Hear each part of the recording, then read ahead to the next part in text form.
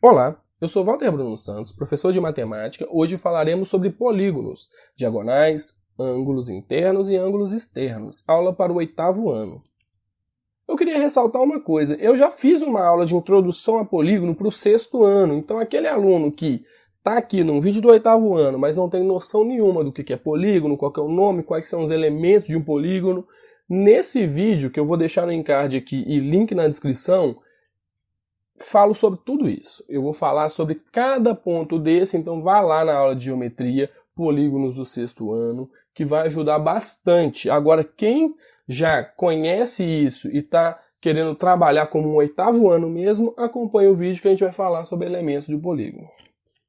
Diagonais de um polígono. Número de diagonais de um polígono. É possível determinar a quantidade de diagonais que um polígono qualquer de n lados pode ter. Ou seja, saindo de cada vértice do polígono, vai sair n-3 diagonais. Vamos observar isso. Observe a imagem. Eu vou ter o quê?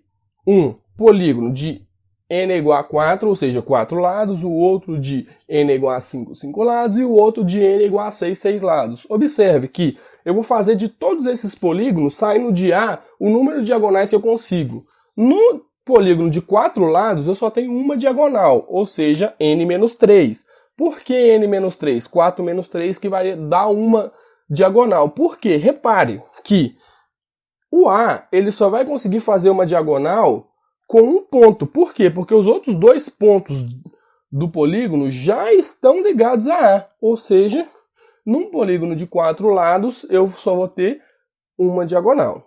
Num polígono de 5 lados, eu vou ter o quê? 2 diagonais. Por quê? Porque eu tenho dois pontos já ligados a A, mas, porém, eu tenho dois pontos que não estão ligados a A. Então, quando eu ligar eles a A, eu vou fazer 2 diagonais. Por isso, 2 diagonais. No de 6 lados, eu vou ter o quê? 3 diagonais. Por que 3 diagonais? Já vou ter 2 ligados a A. E os outros 3 pontos ainda não estão ligados a A, então eu posso fazer diagonais com eles. Então observe, o número de diagonais saindo de um vértice sempre será n-3, ou seja, o número de lados do polígono menos 3. Observe esse polígono. Eu tenho o polígono A, B, C, D, E, F. Esse polígono, a gente vai observar algumas situações nele. Saindo de A, eu vou ter 3 diagonais, porque ele tem 6 lados, então observe aí que eu saí 3 diagonais. Só que observe o seguinte, saindo de F, eu também vou ter 3 diagonais. E observe que a diagonal que saiu de F é exatamente a mesma diagonal que saiu de A. Ou seja, AF e FA é exatamente o mesmo segmento de reta.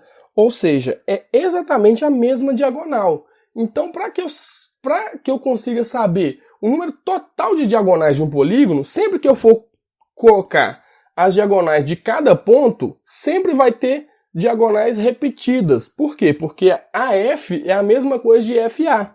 Por isso que quando eu for fazer a fórmula aqui agora para descobrir quantas diagonais tem num polígono, eu vou fazer da seguinte maneira, vai ser diagonais de um polígono vai ser igual a n, o número de lados de um polígono, vezes n-3, que é o número de diagonais saindo de um vértice, dividido por 2. Por que dividido por 2? Porque vamos lembrar que sempre vai ter diagonais que vão ser iguais, ou seja, sempre metade das diagonais eu já vou ter falado com outro ponto, ou seja, n vezes n-3 dividido por 2. Essa é a fórmula que nos dá o número total de diagonais de um polígono, ok? Então vai ser n vezes n-3 dividido por 2.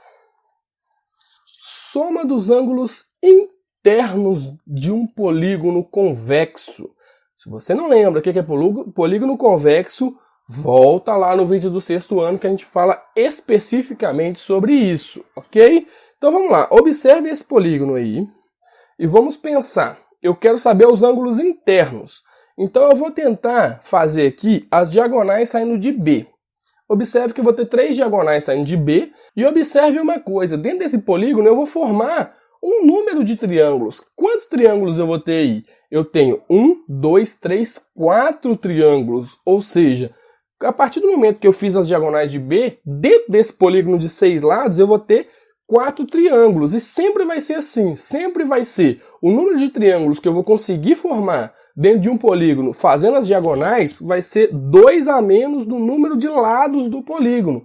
Nesse caso são 6 lados, por isso que eu formei 4 triângulos. Observe uma coisa, cada triângulo desse a gente sabe que os ângulos internos de um triângulo, a soma deles dá 180 graus, certo?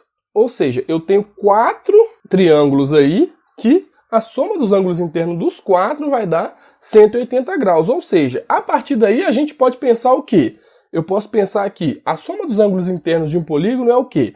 180, que é os ângulos de cada triângulo, vezes n-2. Por que n-2? Porque é o número de triângulos que eu vou conseguir formar. Sempre 2 a menos do número de lados. Ou seja, a soma dos ângulos internos de um polígono vai ser o quê? 180 vezes n-2. Ou seja, 180 vezes o número de triângulos que eu consigo fazer dentro desse polígono.